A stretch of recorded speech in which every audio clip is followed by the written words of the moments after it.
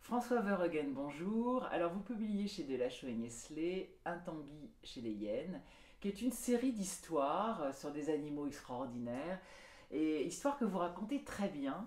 Et j'aimerais bien qu'on commence par le rhinocéros, qui est pas si connu que ça, à part que le malheureux est en voie de disparition et qu'on lui coupe ses cornes.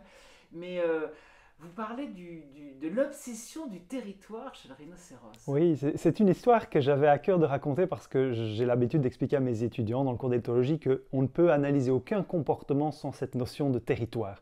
Et chez les rhinocéros, il est particulièrement important cette notion de territoire puisque les mâles, c'est ce que j'appelle ces grands seigneurs, se choisissent des petits royaumes, des tout petits lopins de terre qu'ils gardent et dont ils défendent l'accès aux autres mâles.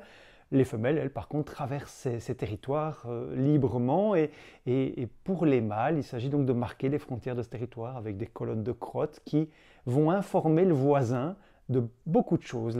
L'odeur de ces crottes va vraiment informer un voisin de l'état de santé de son voisin, donc de son âge, est-ce qu'il a déjà éventuellement atteint d'une maladie. Donc il y a énormément d'informations.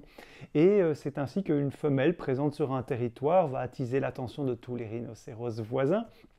Et bien sûr, il ne faut pas rentrer sur le territoire d'un voisin belliqueux, sauf si on arrive à recueillir l'information que celui-ci est peut-être dans une santé déclinante, il n'est pas en forme, et peut-être qu'il ne pourra pas alors assurer son statut de mâle dominant et défendre son territoire et la femelle qui y trouve. Et donc je trouvais intéressant ce côté espionnage, je collecte des informations olfactives, mais aussi sonores, j'écoute les cris qui sont poussés par ce compétiteur, et si j'estime qu'il n'est pas dans un grand état de forme, eh bien je prends le risque de rentrer sur son territoire et d'aller voir la femelle qui s'y trouve.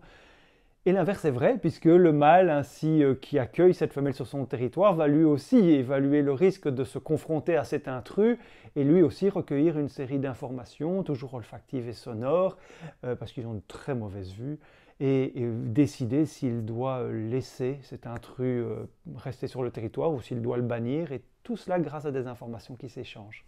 Oui, alors vous racontez aussi que la femelle, donc elle traverse comme ça librement les territoires et que s'il veut, il veut essayer d'avoir une histoire d'amour, on va dire, d'une façon humaine avec elle, il va courir pour essayer de la bloquer à la frontière. Oui, une femelle qui rentre sur un territoire, elle va, comme c'est souvent le cas chez les mammifères, la femelle va évaluer un petit peu la santé, l'état de ce courtisan, et si elle s'en désintéresse du mâle présent sur le territoire, elle va le quitter le territoire tout simplement, elle va aller voir à côté.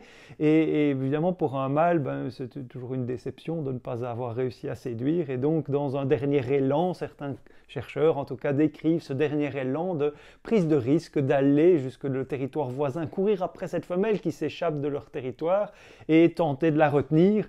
Bien souvent ça ne fonctionne pas et ils ne vont pas la suivre fort loin parce que plus ils s'éloignent de leur territoire, plus ils prennent le risque de Eh oui. rencontrer le voisin. Ouais, donc en fait, c'est quand même très dur d'être un mâle rhinocéros. C'est beaucoup plus cool d'être une femelle. Si je peux me permettre, je pense que c'est très dur d'être un mâle dans de très nombreuses espèces de Bon. mammifères parce que les mâles sont en fait continuellement en compétition les uns avec les autres. Les femelles choisissent, les mâles doivent être choisis et donc les mâles sont continuellement en compétition. Cela dit, pour rétablir l'équilibre, c'est difficile certainement d'être une femelle parce qu'il faut pouvoir lire les signes que les mâles, les différents prétendants leur proposent. Il faut choisir le bon partenaire parce qu'une femelle, surtout chez les mammifères, produit peu de gamètes et une fois qu'elle aura reçu sa fécondation, eh bien, elle est ensuite dépendante pendant toute la gestation, pendant tout l'allaitement et donc c'est un investissement à long terme. Il faut donc miser sur le bon candidat, quoi.